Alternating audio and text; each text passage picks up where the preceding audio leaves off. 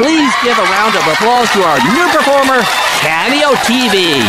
Uy mga tao, ako si Kadjo pero ang apelido ko ay hindi Tan Felix.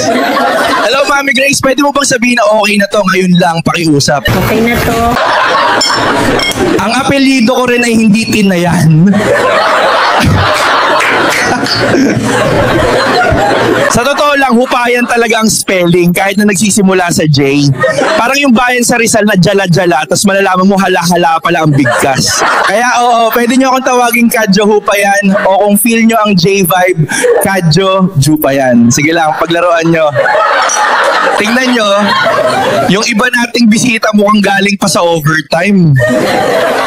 Nakabarong pa. Nagsusuot ng hindi man lang mamahaling barong tulad ng pinya o juice, kundi yung mga polyester na nabibili sa TikTok na may burda na nakaprint, hindi tinahi. Welcome, Patio TV. Kumusta kayo mga kapwa ko Kadjots? Oh, ang dami nating AFAM na bisita ngayong gabi. Mukha silang mga taga Middle East. Oy, Habibi! Oo, ikaw na nakakandura. Anong pangalan mo? Ahmad Habibi. So where are you from? Mecca. Ah, Mecca, Saudi Arabia. No, not from there. San banda? Ang tigas ng ulo mo, ha? Dito lang sa Bulacan, sir. May kawayan. Aha. So ikaw pala ay Saudinoid at nagtatagalog ka pa. Itong katabi mo, kaibigan mo ba to? Opo sir, kaibigan lang. Kaibigan lang talaga? Bakit masyadong defensiba? Biro lang kami. Wala ako ang yung pinanggalingan, taga-Mecca ka rin, tama? Hindi po, local lang. Eksakto. Yun ang ibig ko sabihin. Sabi ko lang para kang taga-Mecca, Mecca Bebe, Pampanga. Meron pa bang ibang Arabo dito? Yung totoong Arabo, literal at matalinghaga. Ako, Habibi. So where are you from in Middle East? I am from Kuwait, no? Talaga. Bakit ka marunong mag-Tagalog? Kasi taga-Kuwait ako. Kuwait, Cavite. Kuwait, Cavite. Sa tingin ko, iinom ka ng Alfonso para makausap itong Arab. Tagaytay, akala ko ba? Wala na ba talagang matinong Arabo na natira dito sa venue? Nako, may sumisigaw, proud Arab daw. Taga saan ka, sir? Yes, from Syria. Here. Ano, Syria? Legit. Syria, puwet mo. Alam ko na yan. Huwag ako. Syria pala, ha? Sa Riyaya, Quezon, mukha mo. Gusto mo real talk? Ate mo, nandyan at hindi ka rin niya gusto. Ladies and gentlemen, let's welcome our tonight's performer, Patio TV. Bakit ang mga Pilipino ay masyadong mapanghusga, ha? Sa sandaling makakita ka ng isang taong may AFAM, ang isip mo ay napupunta sa kung saan-saan, di ba? Katulad dito, mayroon tayong ate at AFAM. Agad nating masasabi na sila nga, dahil lang magkasama sila sa isang lamesa. Pwede ba kitang tanungin, te, jowa mo? Yes, we are a couple. Tama pala tayo. Ang tanong, isa ka na ba sa mga taong mas nag-aambag sa ating ekonomiya? Naranasan ko to nung nasa Dubai ako, naglalaro ng tennis kasama ang isang expat na Serbian. Hindi ko jowa kundi kasamahan. No? Sa kabilang court, may batang AFAM na tinuturuan. Siyempre, kapag may bata, asahan mo na may kabayan na yaya, di ba?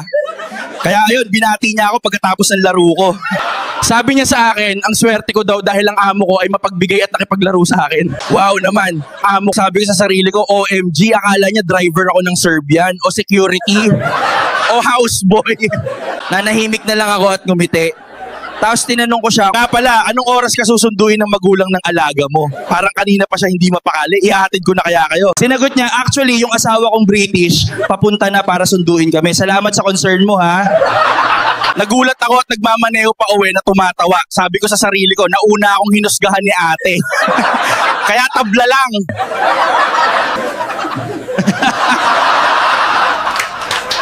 Ladies and gentlemen, let's give a round of applause for our performer tonight, Patio T. Hello mga kakajot ko, nandito na naman tayo, nagkukwentuhan lang habang uminom para magsaya, di ba? Una sa lahat, sino ang mga waray dito? Mag-ingay. Wow, ang dami nating taga-Samar dito. Wow, ang dami nyo. Taga saan kayo sa Samar? Taga Santa Margarita ako at nag-high school sa Calbayog. Shout out sa mga taga Calbayog. Ikaw bro, taga saan ka sa Samar? I am from Samar. Rilaki, Tanay, Rizal. Talaga ba? Sa Marilaki? Mukha kang rider na sanay sa mga twisty mountain roads. Astig, bro. At ikaw, miss, taga saan ka sa Samar? Sa Ramag Bukidnon. Maramag, Bukidnon? Sige. Ang tigas ng mukha mo, ha? Eh. Akala ko sa Marapipi, yung lugar malapit sa Biliran. Kita mo?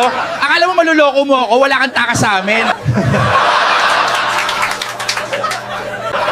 Pero teka muna, magseseryoso lang tayo saglit. Alam nyo kasi, itong mga waray natin, pag hinalo mo ang waray at Tagalog, minsan parang may language barrier sa sarili mong bansa. Kaya mag-ingat kayo sa mga salinwika. Dahil kahit ang isang salita ay tunog Tagalog o Ingles, sa waray, iba ang magiging kahulugan yan. Halimbawa, ang salitang yuko sa Tagalog, ibig sabihin ay yumuko. Pero sa Samar, ang ibig sabihin ay tamod, na sa English ay sperm. Minsan, sinama ko ang kaibigan kong mahihain sa pista namin, panay ang yuko niya buong gabi, tapos biglang nagtanong ang tiyuhin ko, bakit permi nga nakatamod din Yung kaibigan ko ngumiti lang, akala may sexual. Sabi ko, bro, sa amin, ang tamod ang ibig sabihin, yumuko. Ayun, dali-dali siya tumayo ng tweet at nakipag-mingle. Pero hindi lang yan. Tinatanong niya si tito ko, tiyo ka ba ni Kadjo? Umalis si tito, galit na galit. Kasi sa waray, ang tiyo ang ibig sabihin tuta. X. Eating time, he wanted to get some humba but there was no serving spoon. My nephew asked, Kuya, may luwag ka na ba? Na-freeze na naman siya, akala siguro tinatanong tungkol sa kaluwagan. Ang sabi ko, hoy, ang luwag ay sandok, hindi tungkol sa iyong moralidad. After eating, he wanted dessert. He asked our house helper, Inday, Inday, may maruya ka? Sumimangot si Inday at nagreklalo kay nanay. Bakit?